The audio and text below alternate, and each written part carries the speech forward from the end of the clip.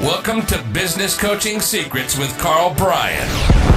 If you want to attract new high-end coaching clients, fill live events, and build a wildly profitable coaching practice where business owners pay, stay, and refer, you've come to the right place. In this podcast, Karl provides his keys to the kingdom for finding and signing high-paying clients and building the coaching business of your dreams. Here we go. Welcome, everybody, to another episode of Business Coaching Secrets, where we give you the strategies, the mindsets, and, of course, the frameworks to building your own 6 and even 7-figure coaching business.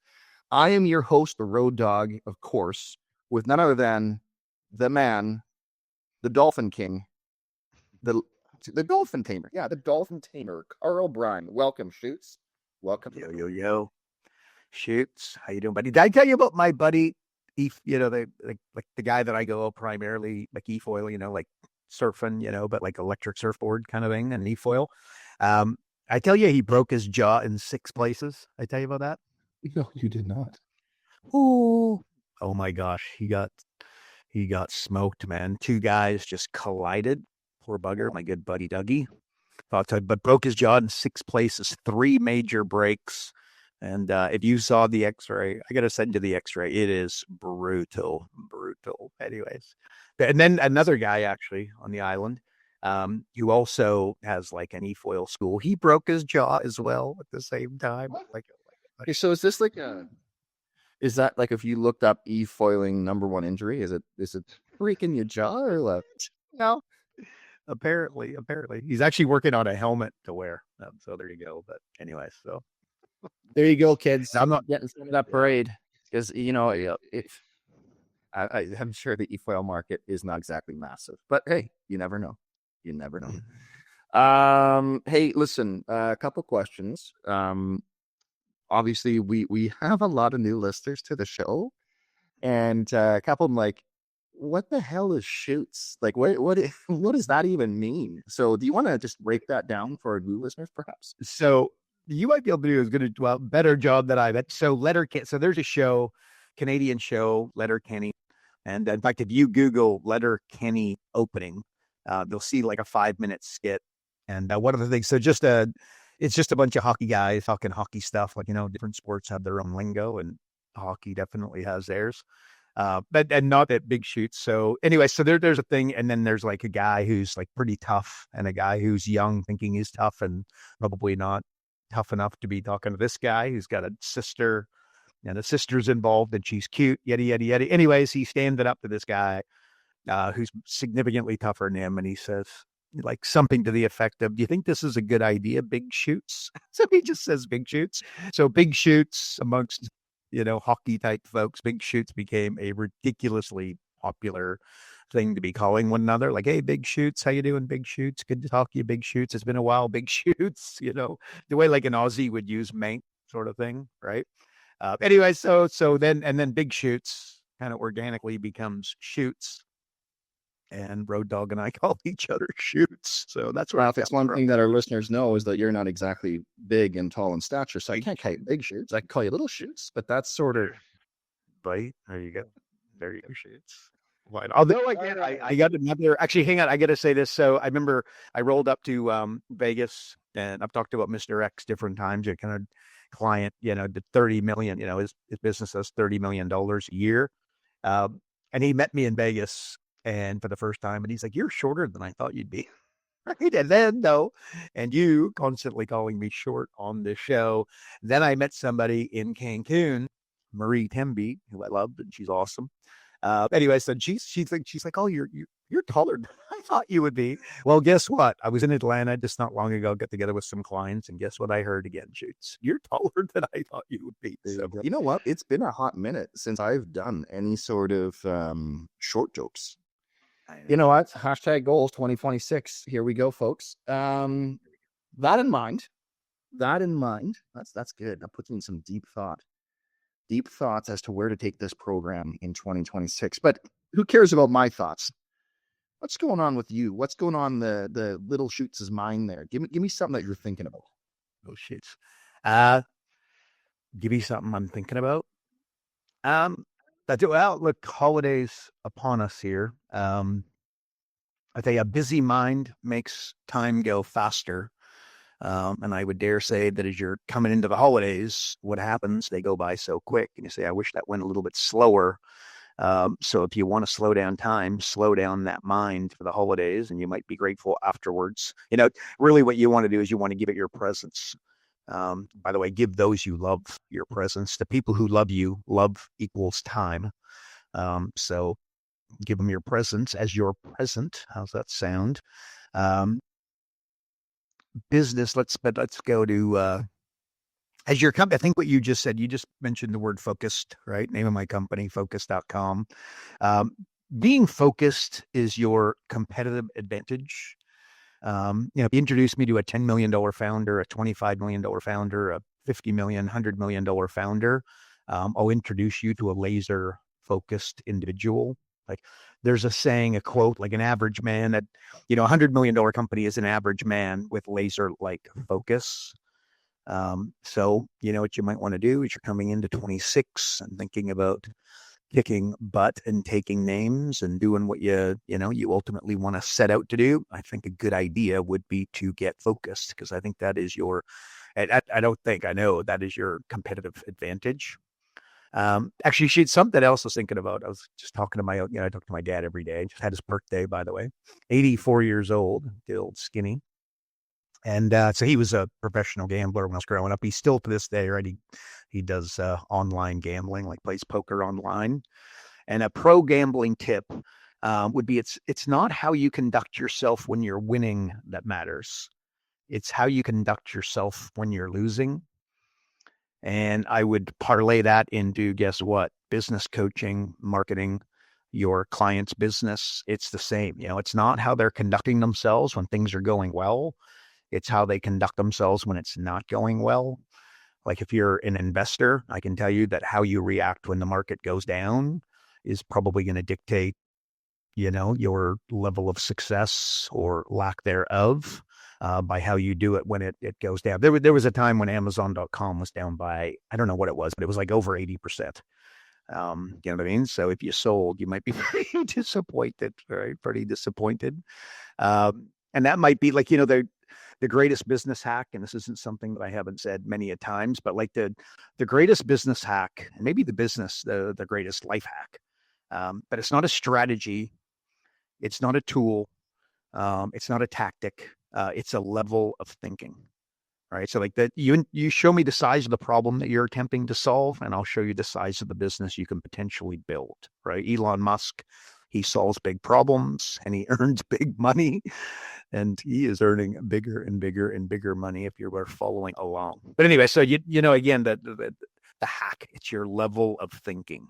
And by the way, that might not happen organically. Remember that, that in between your two ears, that brain of yours is designed to keep you safe, not make you successful. So this is something that you need to work on consciously.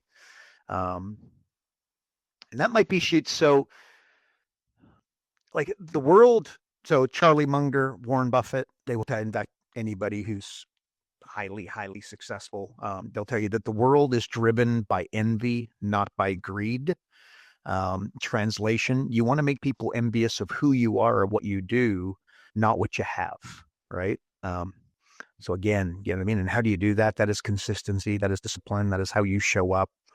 That's your level of belief in your coaching and your programs and your client the exact same. It's like, the influencer on Facebook, right? The mistake they make, it's a Lambo pics. They're trying to make people envious of what they have as opposed to who they are and what they're about. Those influencers, man, they make it hard. That's there's a couple thoughts on my mind about how to do. Sorry, shoes. There we go. Speaking of hard, because you had me thinking there for a second.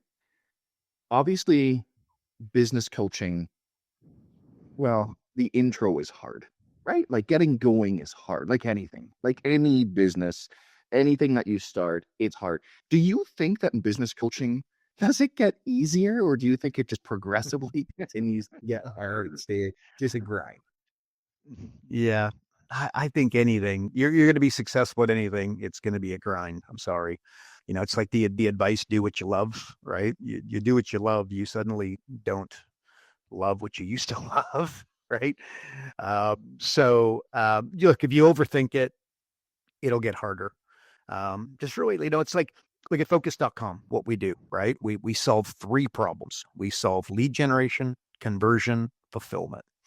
100% dialed in on those 3 big problems to solve. And by the way, where that parlays from, Amazon.com, right? Jeff Bezos has said many times, he just went to, what are the big problems to solve? And for him, it was low prices, it's fast delivery, it's vast selection. Not a coincidence that it's 3. And I tried to do the same thing at focus.com, just dial in on lead gen, conversion, fulfillment. It's like a really good example. Riding a bike, like riding a trail that's going uphill and challenging. Okay. So you're riding a bike up a trail every day. If you're not experienced at it, I'm going to tell you that it's brutal, right? But it's brutal until it's not, right? Why? Because you manage, like, the bike trail doesn't change, you do. And subsequently your experience changes, right? So simple and difficult is about you and not about the bike trail, right? And then I would say that again, sales, marketing, business coaching are exactly the same. If you don't overthink it and you stay the course and you stay disciplined and you stay consistent, without doubt, it gets easier and easier. Like we just had our award ceremony. We gave out, some awards at focus.com, and, there's a number of them. The Adrian Osha Award, #1 award. But one of our guys, Rookie of the Year, he came out of the gates. He got 8 clients in like record time, but, like really quick. But I'm talking like, $3,500 a month, etc. And he's on a run rate now. I mean, he opened up and, spoke to the entire group as he was getting his award, mentioned this. But, he's got a run rate of $600,000. And he is at, I believe, 8 or 9 months with us coming out of the gates. So he, the bike trail for him was a little bit flatter than it was for some of the others. But at the end of the day, the bike trail gets easier and easier and easier. The bike trail does not change, you do. And then therefore that's how you change the experience. So I think if you stay the course, you stay dialed in, you stay locked in on the fundamentals, something like we have an operating system that can be installed in any business. You get a little bit better, a little bit better, a little bit better, a little bit better. And that's why we created the AI coaching dojo, by the way, just to make it just so simple. And the usage on the back end, again, we were going through that last night on the award show, but we got like 4,000 entries in a ridiculously small amount of time, which the usage of it is incredible. So that's the bike trail gets a little bit easier. That's what I would say, Shoots. They gotta stay the course, bud. Okay, so I took some abuse, by the way. That's the podcast. I think you may know what's coming now. I neglected to include a very hot segment of the show. For that, I apologize, folks. I know that everyone is very concerned. And you know what? Let's face it, Jude. Like, it's the holiday season. Times are stressed. People are wound up. You know what they need? They need a moment of zen. I didn't think that's where you were going. Moment is zen, Shoots. Well, I'll tell you, I've been grappling with, you followed the podcast and you saw my Adrian Osh tribute. My business partner of 17 years passed away recently. May he rest in peace. A beautiful, beautiful, beautiful, and brilliant man in every way. But, just been kind of grappling with that and what it means to me, and, basically how I can take some good and create kind of fuel for myself in his honor. Been doing a lot of reading and a lot of journaling. And, it's like, the great, I hope I'm not going to go too deep here, but the great ancient philosopher Seneca, he said something to the effect of, like, dying is not an event one day in the future. It's happening to you right now, every day, right? For you, me, your prospect, road dog, the clients, etc. Right? And the takeaway for me is that you're given this life to live. But what you're really given is this present moment to experience, right? Like what is happening right now in this moment is what really matters. Comes back to what I said earlier, like your presence, right? So, I would just say like, stop having regrets, stop looking back, stop stressing about what's to come in the future, and just try to enjoy this present moment that, God or, your beliefs, but, that they've given you right now, right? The bad news is that there's a price to pay for this moment, though. And what is that price? It's your life, right? So again, dying is not something that's happening in the future; it's happening to you now, right? So I would kind of parlay that and kind of translate that to the question is, what are you doing right now worth doing, right? And if you're stressing, ask yourself, is it worth stressing about? Um, are you using gratitude to fuel you, right? Like I can be really, really like it's like Seinfeld when they ended the show. It's like you could be really disappointed that it ended, or you could be glad that it happened, is what Seinfeld said. You know what I mean? Are you being glad that it happened? I'm just so grateful for my partnership with Adrian and our friendship and how we're able to work. We were business partners for 17 years, church. Like we did not have a heated argument in 17 years, right? And that's not that I'm a yes man, he's a yes man. That's not, we disagreed plenty, right? But we just did it in a respectful way as two brothers, two partners with the greater good. And the greater good was, the company, the tools, the software, the leverage, and really our clients, right? So I would just say, are you working with passion and purpose towards a meaningful goal that you set out and is highly defined? Or are you, paying your tuition of life with fear, stress and anxiety? You're letting that own you. And let's face it, remember, anxiety is the price of ambition. So you got to be a little bit gentle with yourself. That's going to happen if you're ambitious, but I think you can stay on top of it. I was in Atlanta with a few of our clients here not long ago, and Rodney Kuehl. So shout out to Rodney, but he said something. He said, what really hit me on your podcast, he said, you said, depression is the past, anxiety is the future. And then the solution, right? So if you agree with that, and I certainly do, and I think you will, if you really think about it, what's the solution to what I said earlier? You got to stay in the present. So anyway, so I'd get a little deep here, shoots get a little bit deep, but just should you change the way that you spend your time, change the way that your clients spend their time? That's really the question. And then ultimately, what's the goal that you're trying to accomplish, or the goal that you're trying to get to, the goal that they're trying to get to? Probably wealth, right? It's not just about profit acceleration, but ultimately it's making a lot of money and then creating wealth for yourself. Well, the problem with wealth is that most people hear wealth and think about wealth as what? Just money. But the truth is that there's 5 levels. There's time, money, relationships, health, and purpose, right? But most people fixate on money and then sacrifice the other 4 levels. So in a perfect world, as you're thinking about 2026 and creating some, trying to, create a plan for yourself and how you're going to move forward, and and ultimately, really importantly for your clients, the roadmap should have all 5 and ideally simultaneously, right? Not necessarily at the same time. But like, you know what I mean? Like it's the end of the day, there's 5 levels. There's time, money, relationships, health, and purpose. And again, holiday time kind of theme here on my mind, but you can dial in on your goal and then cost yourself everything that you want and probably have, right? Your family, etc. So sometimes that insatiable appetite to succeed needs to be calmed a little bit for the greater good during the holiday time. In other words, spend some time with your family. Remember, love to people who love you and care about you, love equals time. So, but that said, some people can use this time to get ahead while others are asleep at the wheel and, enjoying the Christmas tree. Like this, the question is, I think, where are you at in life? Like there's seasons for everything. And I do believe that there is a season where you work your butt off during the holidays to get ahead. But then I also think that there are seasons for a lot of us where this is the time to put your feet up a little bit and just allow people that love you to spend a little bit of time with you and have you, you know what I mean? It's just simply a conversation of priorities, right? Like where do your relationships fit in the wealth wheel of your roadmap? All your relationships are 2 nervous systems and 2 kids trying to feel safe together, right? I think that's just like incredibly powerful.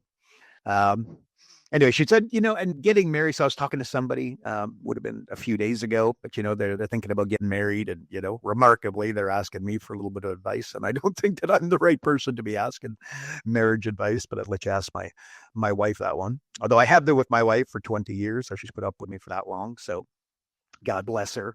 But anyway, so when we were just talking, I was like, if you were going to get married and then you were not questioning it, but thinking like, is this the right thing to be doing? And it's just ask yourself, there's 5 questions. Are they loyal without question? Do they bring peace or problems? Do they respect you as a person legitimately in your current form? Are they growing as a person or stagnating? And do they have a good relationship with their family and parents? Those are 5 questions that I would be asking, and not meant to be deal breakers by any stretch of the imagination, although loyalty would be that deal breaker. Just a frame that I think might be thought about, and that I went through on somebody who was asking me about marriage and a very big decision coming up. So good luck to them. Anyway, Shids, I don't know. How do I do, man? I go a little bit deeper. How do we do? Yeah, well, you know what? You were allowed. You were allowed because we missed the last one, so the level of depth was perfect for what the people were craving. So there you go. Listen, you get this back on track on a business mode.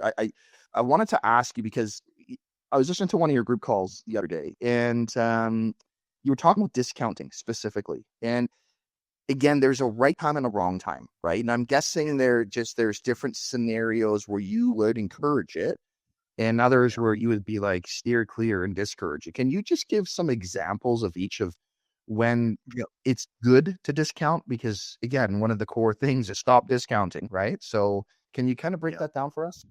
Yeah. Okay. And good question. I would agree with that. So the average business, so as a frame, the average business owner offers a discount of 10%. They have to sell 33% more to break even. Okay. The hardest thing to do in your business, my business, and anybody's business, including, Amazon and the big dogs, is to get a new client. So you want to be a little bit cautious with that, right? 33% more to break even doesn't sound like a good idea on the surface, right? And then the obvious adding value is the way to get around that. So that's a far better plan. But sometimes it needs to be done. So just as a frame here, they want to design, they don't want to be a commodity where people can just price shop. That's a problem, right? So they want to work to be the only more than they do to be the best. And certainly, obvious, I hope that it just go without saying, of course, they should be working to be the best, right? But they'll be significantly better off being the only. And value is the way to do that, right? So like one of the things we talk about, in our operating system is market dominating position. So a market dominating position is just a unique selling proposition, but it's different because it solves the biggest problem for the ideal client. And generally, you're going to find that okay, let's use a daycare as a templated example. Okay. You line me up 100 daycare owners, and I had a daycare, a client sold a daycare for $10 million. Right. And by the way, that was way back when that was back when $10 million was a whole lot of money. But at the end of the day, so if you line me up 100 daycare owners and I say, what's the biggest problem that your clients have, or what's the biggest decision criteria that they have, they will say money and location. All right. Why do they do that? Because when somebody calls, the first 2 questions are, where are you? How much? Right. Well, with a small amount of Q&A, you will very quickly be able to work out that mom, and by the way, dad is not making this decision. Mom is making this decision. So don't create an MVP for dad.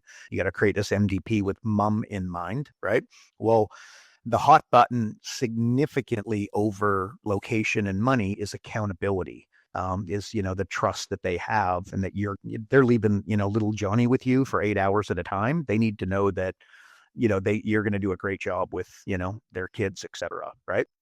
So imagine, rather than having more locations and lowering your price, what you'd really want to do is create something like a web watch. So just imagine that there's 2 daycares, and one's further down the street, but one's got a web watch where mom could log on the internet. She's missing her kids wildly, which is another huge problem to solve.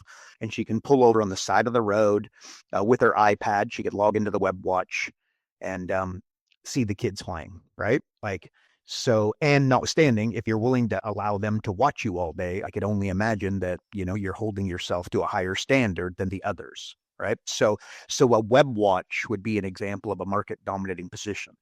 With the daycare, you could have like an accelerated learning center, right?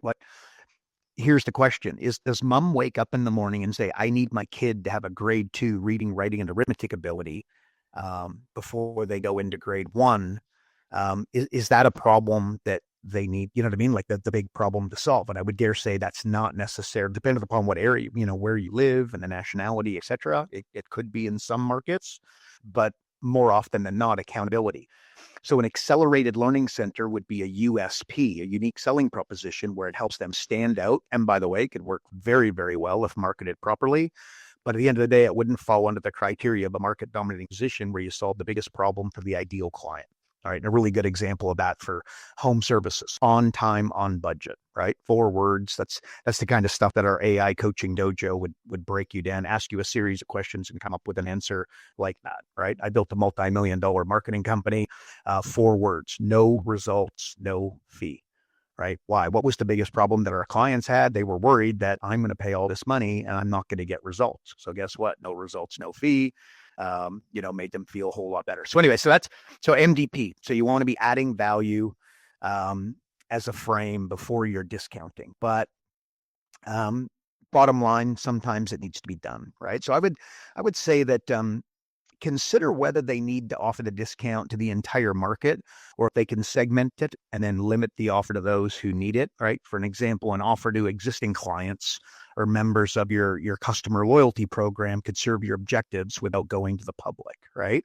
Or do you offer a discount to stay competitive, or can you create new product lines that will have a longer term impact on the competition and increase market share? Right? Can the market afford what they're selling right now, or is it a seasonal offering? Right? Regardless of the discount, you need to time the offer correctly. Like an example, January is generally a rough financial month mentally for most consumers that are going to work with your clients. Right? So your discounts will be focused on moving old stock, not increasing sales volume. Right? So, or another example, North Americans are away in July and August. Right? So might adjust that suitably. Or you've got a seasonal type company, right? So discounting winter clothing, snow skis at the beginning of winter is a bad idea and a great way to just earn less money because they were going to buy the stuff anyways, right? Add value, add value, add value. So, discounting winter clothing though, and snow skis, snowmobiles in the summer is a good idea and a great way to sell some dead stock and make room for next year's inventory, right?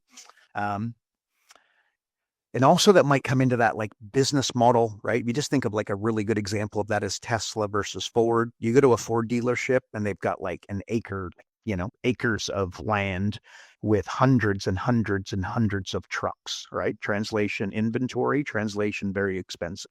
You go to a Tesla dealership and guess what? There's like 5 cars, and the Ford, it tends to be out in the suburbs, and then Tesla is downtown. Right? What is the better model? And then, by the way, you order your Tesla on a computer, right? And you pay for it before it is built. Ford has got all that dead inventory, right? So translation, you want to be thinking of business model.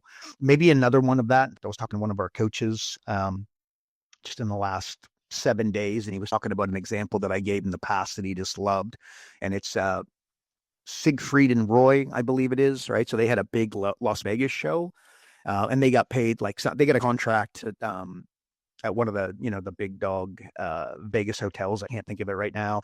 But at the end of the day, they signed like, let's just call it $100 million contract. I don't know what it was, but it was a lot of money, and retirement money. You're done afterwards. But what happened is that Siegfried and Roy had to show up every night and wrestle the Tigers, and they had to live in Vegas, and they needed to be performing like 6 nights a week, right? And there was nobody else to fill in because these were the 2 guys, and who else is going to get up there and wrestle tigers, right? Not going to happen. Okay, so there's that show, and they made lots of money, right? Well, there's another, keep in mind my background, licensing, franchising, right? So there's another show in Vegas, the Blue Man Group. What was the Blue Man Group? It's like 5 guys all painted up in blue, and one guy's 5'7", one guy's 5'8", one guy's 5'9", and one guy's 6 foot, right? Well, what do they need to do? They just needed to find 5 people with, roughly the same height, roughly the same build. And guess what? They ran shows simultaneously around the world. They were in Singapore, they were in Sydney, they were in New York, they were in LA, they were all over the world. And what do I say? The Siegfried and Roy. I hope I'm getting that name right, by the way. But anyway, so they signed a $100 million contract, which is obviously impressive. But remember, they were stuck in Vegas and needed to be there, versus the Blue Man Group were able to create a frame where they could run this thing simultaneously around the world, right? Bingo, bango, bongo. Anyway, so just thinking, so business model, kind of what I'm trying to say there, like business model comes into that. You could imagine that Siegfried and Roy would have a tougher time discounting, their fees, versus the Blue Man Group, who are simultaneously running. They were home. The original 5 guys are at home watching TV, and their shows are running around the world, and they're no longer wearing the blue paint. Anyway, so thinking about business model there as you're thinking through discounting. What's your client doing? What are you doing? How are you going about doing it? Right. So let me get back to discounting. Look, thinking is nothing more than asking and answering questions to yourself, right? So when I ask you questions, I can direct your thinking, right? So it's like a sales hack on steroids. But really what you want to do is you want to, go deep with your client by asking questions to get to, is this a good idea? Is this something we need to do, et cetera? What would those questions be? Look, there'd be a lot of them. But how deep does the discount need to be to get the desired effect, right? How much can they afford to discount? Like, you need to understand their growth, not their net profit margins, but their gross profit margins in order to get to that. Do they need to discount all products equally? Can they use coupons to quote unquote code the offer? Is the discount conditional for, long-term clients, new clients, et cetera? How can they structure the discount to achieve the desired perception, right? Like 50% off, 2 for 1, buy 1, get free. Okay. I just said something important. 50% off, 2 for 1, buy 1, get 1 free. All of them are, fundamentally the same discount, but the buy 1, get 1 free will beat the others in a competition by a long way. Okay. So again, fundamentally the same thing, but the way you word it, the way you structure it, the way you offer it can make a big difference. How could you go about creating buy 1, get 1 free, for your clients, for your coaching? So discount, you just got to think it through. Business owners are just way too quick to put, forget 10% discount. They're offering like 25, 30% discounts because that's what the big dogs are doing, not realizing that that's a really, really bad idea. And they're going to have to work really, really hard to make up, the otherwise profit that would have been there. But I just say, as a general rule, try to get away with the lowest possible discount. Often 10% is going to be enough to motivate those customers who are genuinely interested, to buy now versus later, or more to the point, buy now versus not at all. And if you're looking to move products quickly, use the biggest discount that they can afford.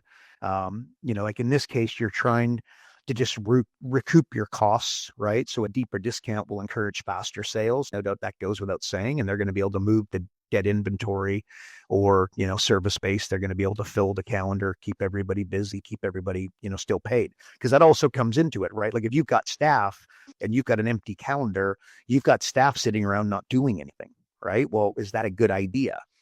Obviously not. So these are the types of things you need to be, kind of thinking about.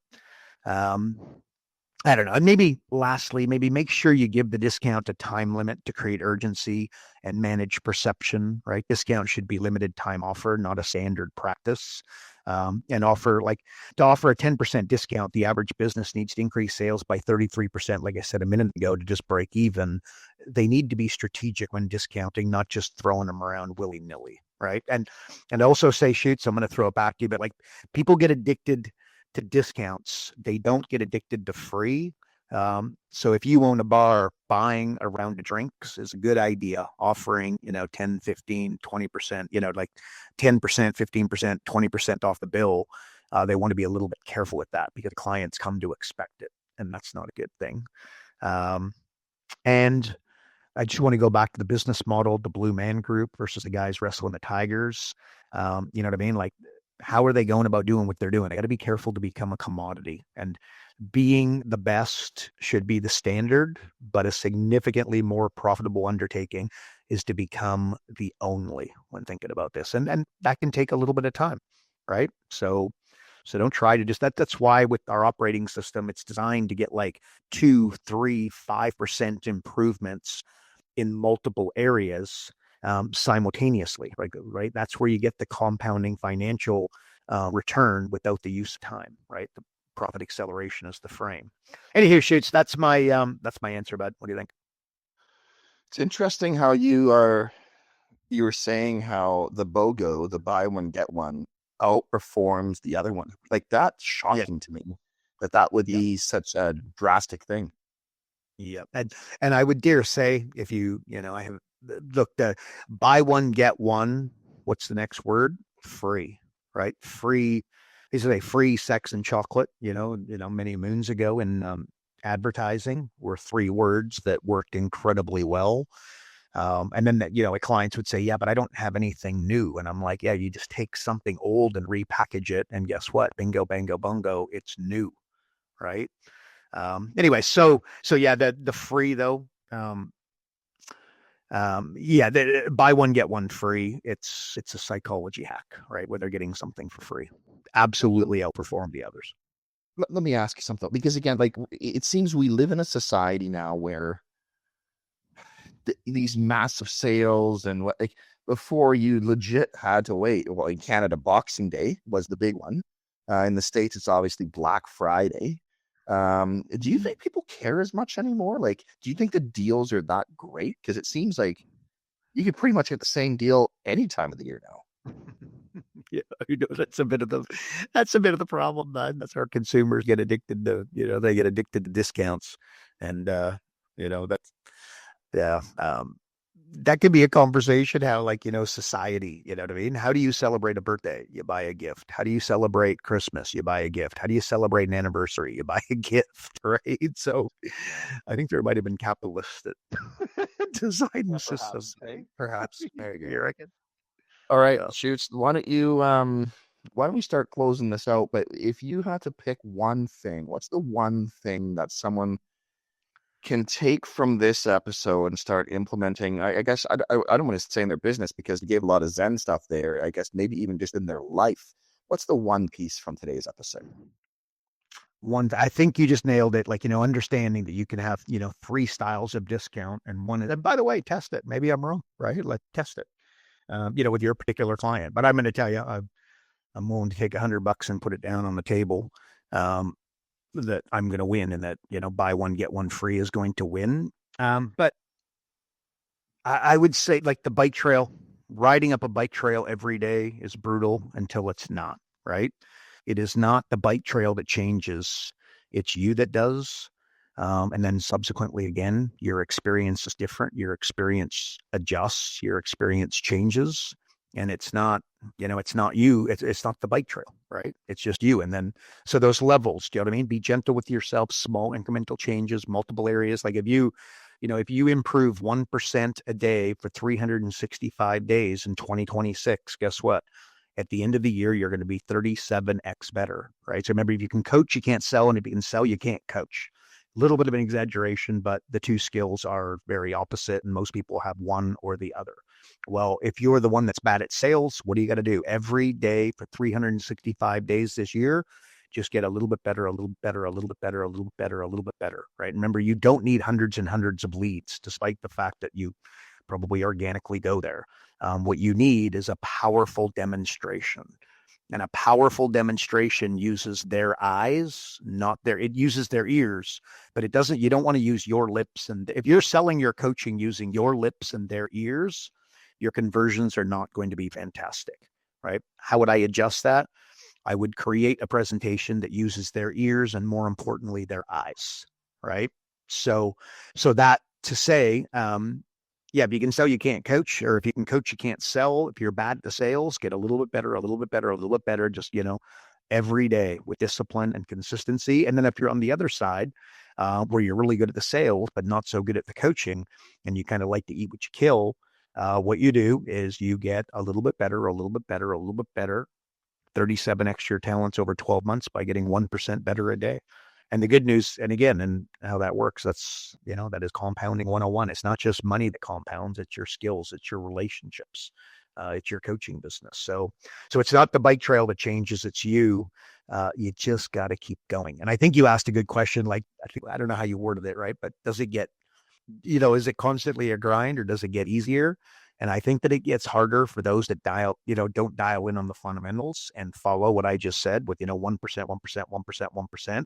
It continues to be hard, but I think when something continues to be hard, long term, it actually, that compounds in the wrong direction, right? Where it just becomes, I think the way you worded it, like, is a grind. Not the way it needs to be. I promise you, it's just not that hard. And remember, ultimately, Elon Musk, show me the size of the problem you're solving, and I'll show you the size of the business you can build. By the way, I don't think those are Elon Musk's words, by the way, those are mine, but I'm assuming he would agree wildly there. Well, 90% of businesses are failing. All right. So we are solving an incredibly big problem here. And as you're coming into 2026, I would encourage, obviously, you're going to set some goals and create a bit of a roadmap for yourself. Like, where are you going? What are you going to do? I think adjusting those percentages for your local community, for your city, for your state, potentially the country, I think that's an unbelievable undertaking. Are you going to be the one that is responsible for adjusting, that 90% failure rate? Let's assume maybe that's not going to be you. But you know what? If you come up short, easily you're going to be able to get 20 clients at $2,000 a month. That's $480,000 a year with 80% margins, right? That would, that puts you in the top 1%. So keep going, keep rocking, shoots. But anyways, that's the one thing I think the bike trail metaphor, which Adrian loved, by the way. So there you go. That's my thought, bud. There you go. Thinking we need to do another, probably like a goal setting, yearly planning, podcast. I'm thinking it's probably in our future, and probably have to do some sort of 2025 year in review, and maybe even what Karl thinks. What we should do, Shoots, and I think the fans appreciate it. You do your predictions for 2026, and then just we review it and see just how off base you were. No, buddy, I'd like to do that with some of my buddies, some of my stock picks in the past, man. I called Meta. Well, I've called some. If you followed it, I'll tell you, you'd be pretty happy. So yeah, there you go. Cool one. There we go. All right, folks. Well, thanks for tuning into another episode of Business Coaching Secrets. And hey, if you're not on the inside and getting access to Karl's daily emails, or you just want more information on how to build, grow, and scale your coaching business, do yourself the favor, visit focus.com and subscribe today. And again, if you enjoyed the podcast, please like and subscribe, and also share with a fellow coach, as again, we're trying to make our impact on the coaching community. And while you're at it, hey, leave us a review. That is it for another week. We will see you in the next episode. And remember, folks, progress equals happiness. Take care, everybody. Karl Bryan built Profit Acceleration Software 2.0. So as a business coach, you'll never again have to worry about working with business owners that can't afford your high-end coaching fees. Check us out at focused.com.